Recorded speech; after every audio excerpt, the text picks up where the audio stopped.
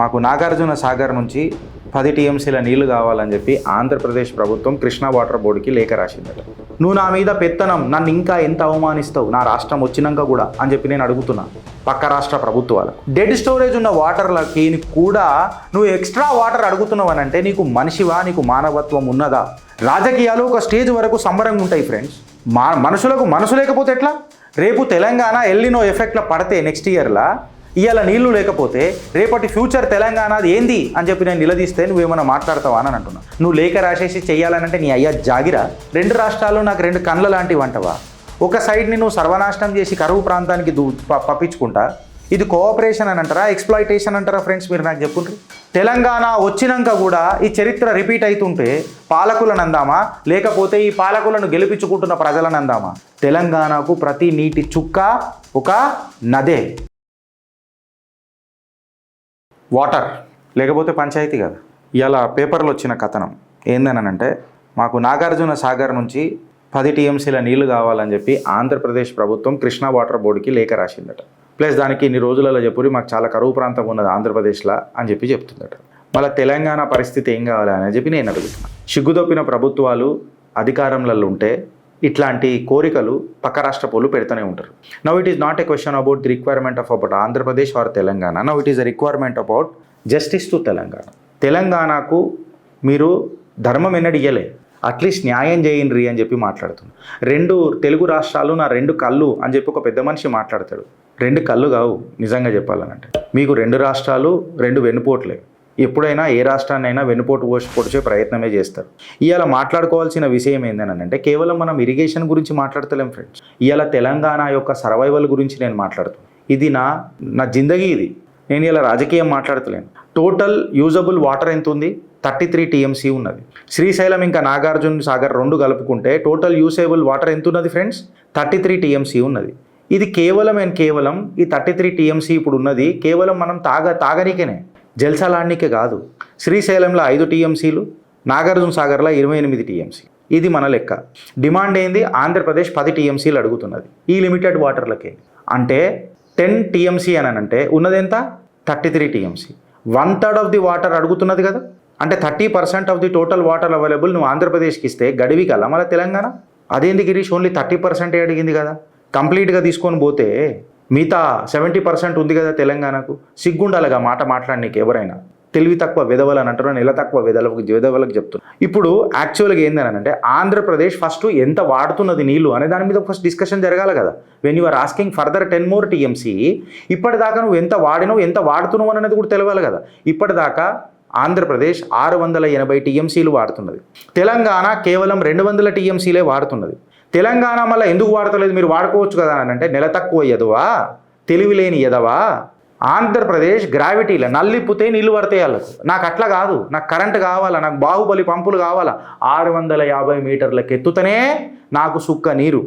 నేను 200 టీఎంసీల నీళ్లు పైకి లేపుతున్నానంటే నాకు కొన్ని 100 కోట్లు ఖర్చు అవుతుంది. నీళ్లున్నా ఉపయోగించుకోలేని పరిస్థితి నాది.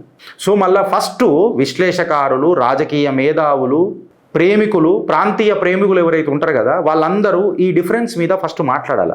680 TMC versus 200 TMC for Telangana. ఇప్పుడు మనం ఒకసారి పోతిరెడ్డిపాడు అడ్వాంటేజ్ కాడికి వద్దాం. పోతిరెడ్డిపాడు కాడికి వస్తే నువ్వు నల్లిప్పినావంటే నీ గ్రావిటీలో వెళ్ళిపోతుంది కదా. బట్ అదే నాకు మాత్రం లిఫ్ట్ కావాలి కదా. నీకు డైరెక్ట్ కెనాల్ యాక్సెస్ ఉంది, నాకు పంపు ఉన్నా ఆ పంపుకు కరెంట్ ఉండాలి, ఆ పంపు మెయింటెనెన్స్ కరెక్ట్గా ఉండాలి. అప్పుడే తెలంగాణ సుక్క నీరు లేవాలన్నా నాకు పంపు, పవరు, ఇన్ఫ్యాక్ట్ చెప్పాలనంటే ఒక ఖర్చు. నాకు ప్రతి చుక్క ఎనర్జీయే.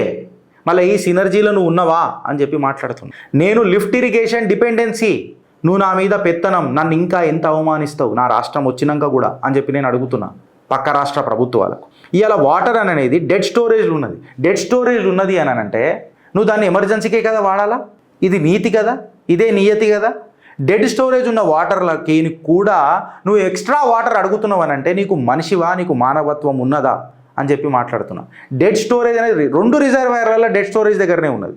నువ్వు ప్యాటర్న్ ఆఫ్ యూసేజ్ దగ్గర ఎప్పుడు కూడా నా దగ్గర డిబేట్ చేయలే. ఎందుకు చెప్పాలన్నా, ఆంధ్రప్రదేశ్ 680 టీఎంసీలు తీసుకున్నది. మరి మళ్ళా నేనేమని అడుగుతున్నానంటే తెలంగాణకు అగర్ కరువు వస్తే రేపటి దినంలా బికాస్ ఆఫ్ ఎల్నినో ఎఫెక్ట్, ఈ ఎల్నినో వల్ల మా ఈ ఏప్రిల్ 30 నుంచి మే 30 వరకు బీభత్సమైన వడగాల్పులు, ఎండలు, కరువే అయిపోతుందని చెప్పి పేపర్లలో రాసుకున్నాం కదా. ప్రతి పేపర్ ఆంధ్ర తెలంగాణ అనే డిఫరెన్స్ లేకుండా మనం రాసుకున్నాం కదా. మళ్ళీ రాసుకున్నప్పుడు ఇక్కడ మనుషులు బతకాలి, అక్కడ మనుషులు కూడా చల్లగా బతకాలి కదా. నువ్వు 680 టీఎంసీలు తీసుకున్నావు, నీకు అడ్వాంటేజ్ ఉంది, నువ్వు తీసుకున్నావు, తెలంగాణ దాని మీద ఏం బాధపడతలేదు కదా. బట్ నాకు రావాల్సిన షేర్ 200 టీఎంసీకి నేను ఆగిపోయినా, ఎందుకంటే నేను పంపు చేసుకోవాలి. అది నా దురదృష్టం. ఆ దరిద్రం ఏంది, మళ్ళీ అందులో నుంచి నువ్వు 10 టీఎంసీ అడుగుతున్నావు. మళ్ళీ నువ్వు ఎప్పుడన్నా ఫ్లడ్ వాటర్ పేరు మీద నీళ్లు వాడుకున్నావు, దాని మీద ఎప్పుడన్నా తెలంగాణ పంచాయతీ చేసిందా?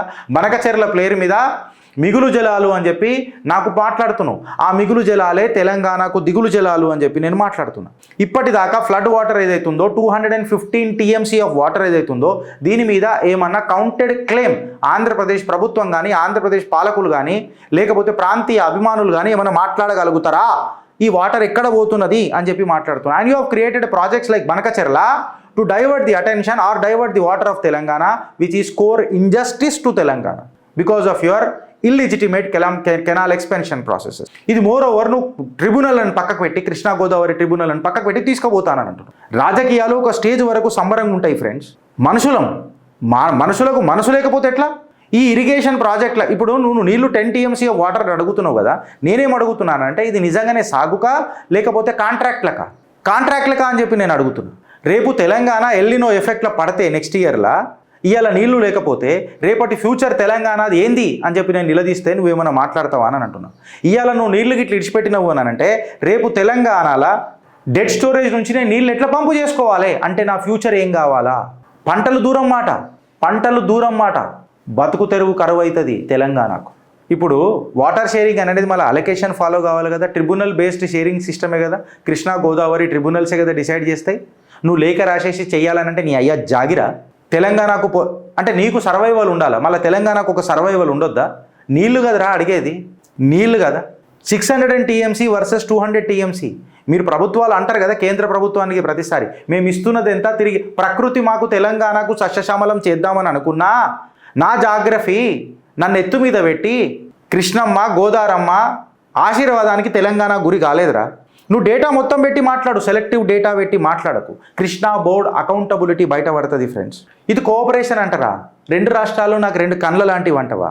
ఒక సైడ్ని నువ్వు సర్వనాశనం చేసి కరువు ప్రాంతానికి పంపించుకుంటా. ఇది కోఆపరేషన్ అని అంటారా, ఎక్స్ప్లాయిటేషన్ అంటారా ఫ్రెండ్స్? మీరు నాకు చెప్పుండ్రి.